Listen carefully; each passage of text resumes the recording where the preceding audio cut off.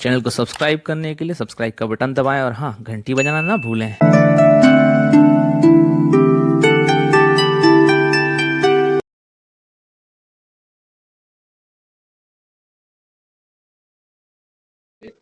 नमस्कार सभी दर्शकों का बुंदेलखंडी अड्डा चैनल के इस नए सेगमेंट में जिसका नाम है लॉकडाउन स्टोरीज। और आज हमारे साथ हमारी मेहमान है क्षमा मालवीय, भोपाल से। ये नेशनल लेवल की कथक डांसर हैं और इन्होंने इस विधा में काफी सारे अवार्ड्स जीते हैं, काफी सारे प्रोग्राम्स ऑर्गेनाइज करे हैं। और एट प्रेजेंट ये भोपाल में अपनी बहुत बड़ी एकेडमी चलाती है जहाँ पर काफी सारे स्टूडेंट्स इनके अंडर में कथक डांस को सीख रहे हैं। और इस दौरान उन्होंने हमें समय दिया है, इसके लिए बहुत बहुत धन्यवाद। तो क्षमा जी, आपका बहुत बहुत स्वागत है बुंदेलखंडी अड्डा चैनल पर। नमस्कार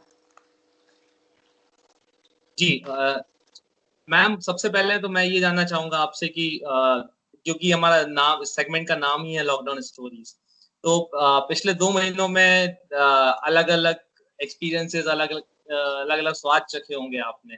तो कैसा रहा आपका ये 2 महीने का लॉकडाउन का सफर?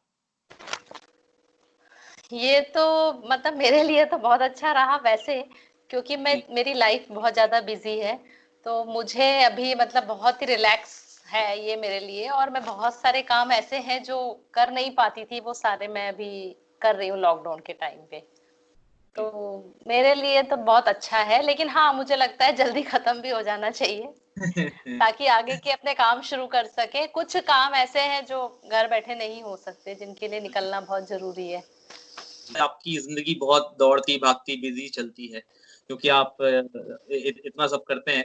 तो कहीं ना कहीं इस लॉकडाउन ने आपको थमकर सोचने का मौका दिया, कुछ करने का। तो कोई ऐसी विश थी, कोई ऐसी ख्वाहिश थी जो इस लॉकडाउन की वजह से पूरी हो पाई?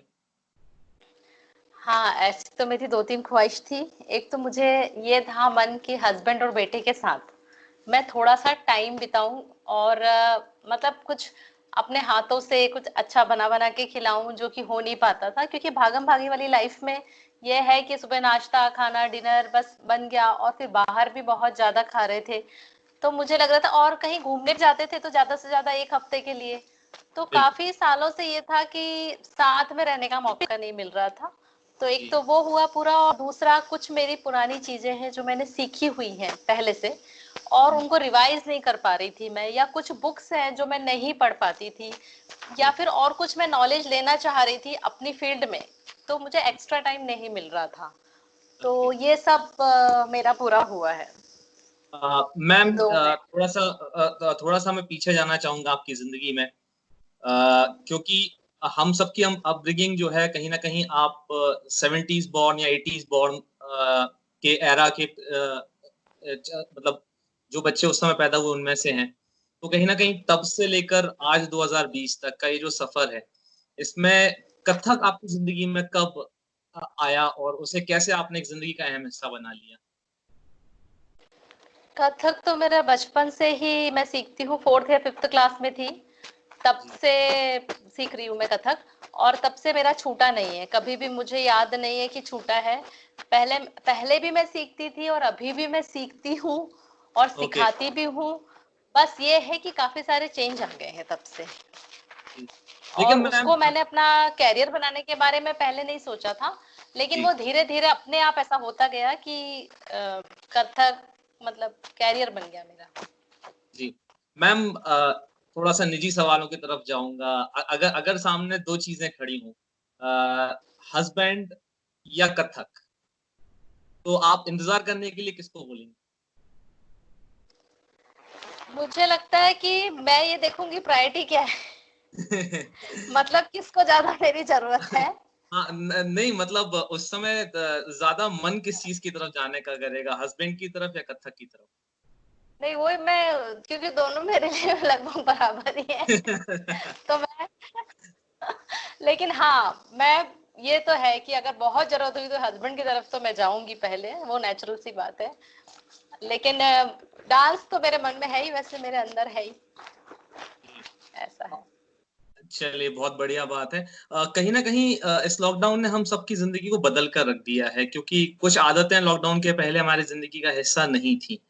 जैसे एक्स्ट्रा हाइजीनिक रहना या एक्स्ट्रा सैनिटाइज करना, करते थे लेकिन उतना नहीं करते थे, तो आपकी जिंदगी पर क्या असर पड़ा इस चीज का? मेरी जिंदगी पे तो बहुत ज्यादा असर पड़ा है, क्योंकि मुझे पूरे टाइम सफाई दिखती है अब। और मतलब मैं छोटी छोटी, नहीं, मैं लोगों से भी कहना चाहती हूँ, कुछ छोटी जी छोटी चीजें हैं जो वो ध्यान नहीं देते हैं। वो भूल जाते हैं कि उन्होंने कहाँ हाथ लगाया था, उस हाथ से क्या पकड़ा है। अब मैं बहुत छोटी छोटी बारीक बारीक चीजों का ध्यान देती हूँ, और हस्बैंड मेरे जाते हैं घर से बाहर, तो मैं उनको भी पूरी ट्रेनिंग दे के भेजती हूँ, और आने के बाद भी एक एक उनका जी एक एक सामान सैनिटाइज करवाती हूँ, घर की एक एक चीज साफ करती हूँ। और मुझे जी लगता है सभी को ध्यान देना चाहिए इस चीज के जी, ऊपर, बिल्कुल सही कहा क्योंकि आपने। कुछ चीज सिर्फ मास्क लगाने से, हैंड ग्लव्स पहनने से और दूर बैठने से नहीं होगा। बहुत सारी चीजें ऐसी है जो हम भूल जाते हैं कि वो भी हमें साफ करना है। हाँ तो मेरे लाइफ में तो मतलब मेरा तो बहुत टाइम वेस्ट, मतलब वेस्ट हो रहा है इन सब चीजों में। हाँ, क्योंकि हाँ, कहीं न कहीं एक्स्ट्रा समय हमें देना पड़ रहा है अब उन चीज़ों से। तो हाँ हाँ। क्या लग रहा है ये आदत अब ज़िंदगी भर रहेगी साथ में या कोरोना और लॉकडाउन जाने के बाद ज़िंदगी से भी चली जाएगी? यही आदत? मुझे तो लगता है कि वो आदत अगर आ ही जाए अपने अंदर तो ज्यादा अच्छा है, लेकिन जी, कोरोना जाने के बाद मुझे लगता है थोड़ा कम तो हो जाएगा, लेकिन हैबिट में आ चुका है। बार बार हाथ धोना, चीजों को सैनिटाइज करना, घर से मतलब बाहर से कोई चीज घर में आ रही है तो उसको पूरा क्लीन करना, वो सब मुझे लगता है आ जाएगा धीरे धीरे लाइफ में, क्योंकि अभी तो टाइम जी। है, कोरोना अभी इतना जल्दी जाएगा नहीं है। जी। मैम एक चीज़ और आपसे आपके डांस से रिलेटेड पूछना चाह रहा था। अक्सर देखा गया है कि जितने भी लोग कला से या आर्ट से जुड़े हुए लोग होते हैं, उनकी उम्र कभी बढ़ती नहीं है and you still look so young and pretty. तो ये जो नृत्य है आपका कथक या कोई भी कला, ये किसी भी इंसान के जीवन में कितना मतलब खुशियाँ लाने में या उसे स्वस्थ रखने में या उसे प्रफुल्लित रखने में कितना मदद करती है? बहुत हेल्प करती है, एक तो हमारा फुल बॉडी का एक्सरसाइज होती है इसमें। जी, मतलब अगर आपके पास एक्स्ट्रा टाइम नहीं है, सिर्फ डांस कर लिया, तो उससे पूरी बॉडी की एक्सरसाइज हो जाती है और माइंड भी फ्रेश हो जाता है। और जी। मुझे लगता है सबको कोई ना कोई एक चीज में इन्वॉल्व होना चाहिए, किसी ना किसी आर्ट फील्ड में, या ड्राइंग, पेंटिंग, या किसी भी चीज में इन्वॉल्व होना चाहिए, उससे मूड फ्रेश हो जाता है। जी। कितना भी अपसेट हो, लेकिन अगर थोड़ा सा भी हमने कर लिया तो फिर से हुँ। वापस एनर्जी आ जाती है। ओके तो यहाँ पे अभी आपका कुछ आपकी एकेडमी भी भोपाल में आप रन करते हैं प्रोफेशनली से जहाँ पर आपके काफ़ी सारे शिष्य हैं। तो उस एकेडमी के बारे में थोड़ा-सा बताइए, क्या नाम है? किस तरीके से वो काम करते हैं? मेरी एकेडमी मेरे गुरुजी के नाम पे है, जी, पूर्व नृत्य एकेडमी। और उसमें काफी सारे बच्चे सीखते हैं, 100 के ऊपर हैं स्टूडेंट्स। और उसमें काफी सारे बच्चों को मैं प्लेटफॉर्म भी देती हूँ, सीनियर गर्ल्स को, हुँ, मतलब परफॉर्म करने का बड़े बड़े जी, स्टेजेस पे। और छोटे बच्चों के लिए हर साल एक प्रोग्राम जी, करवाती हूँ मैं, हुँ, नृत्य रंजनी। तो उसमें उनको स्टेज देती हूँ हर बार। बहुत बढ़िया। कहीं न कहीं आपके ज़रिए ये जो हमारी भारतीय नृत्य कला है वो फैल रही है नए जनरेशन में और आगे बढ़ती जा रही है। अब मैं आपके परिवार की तरफ आना चाहूँगा। आपके परिवार में आपके हस्बैंड हैं, आपका बेटा है।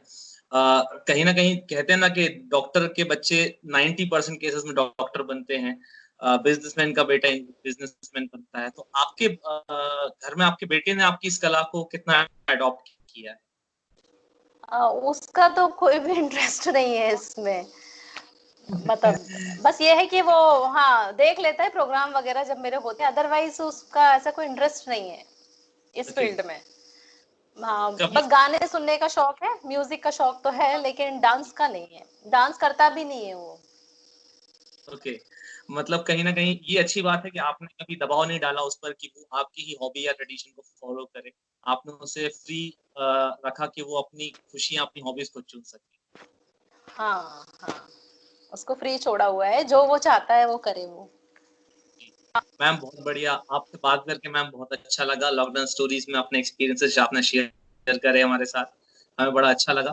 और आपकी तरफ से मैम मैं चाहूँगा कि आप लोगों को अपनी तरफ से कोई मैसेज देना चाहें कोरोना के लिए, लॉकडाउन में अपने आप को कैसे लोग बचाव रखें और कैसे अपनी हॉबीज़ से अपना समय बहुत अच्छे से व्यतीत कर सकें, इस बारे में अगर आप कुछ कहना चाहें तो? मुझे लगता है लॉकडाउन में आपको सबसे पहले तो ये ध्यान रखना है कि घर से बाहर निकलना नहीं है जब तक कि बहुत जरूरी ना हो। जरूरी हो तो जाना ही पड़ेगा घर से बाहर, लेकिन पूरा आप सेफली जाइए। और मुझे लगता है सिर्फ मास्क लगा के मत जाइए, आप पूरा कवर करके जाइए, बालों को भी, इवन चश्मा भी लगा कर जाइए, हैंड ग्लव्स पहन कर जाइए। घर आने के बाद पूरा क्लीनिंग करिए, सब करिए।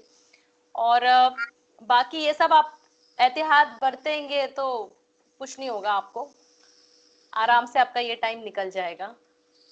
जी और मैम मैं बहुत ये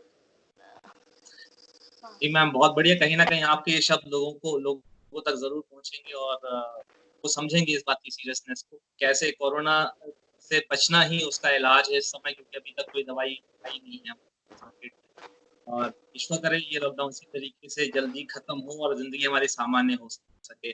मैम बहुत बहुत शुक्रिया लॉकडाउन स्टोरीज की सेगमेंट में बुंदेलखंडी अड्डा का हिस्सा बनने के लिए। आपने अपना वैल्यूएबल समय हमारे साथ शेयर किया, बहुत बहुत धन्यवाद। मैम जाते जाते हमारी रिक्वेस्ट है कि अपने दर्शकों से आप अपील जरूर करें कि वो हमारे चैनल को लाइक करें, सब्सक्राइब करें प्लीज। हाँ, मैं दर्शकों से अपील करना चाहती हूँ कि इस चैनल को आप लाइक करिए, सब्सक्राइब करिए। धन्यवाद। बहुत बहुत धन्यवाद मैम।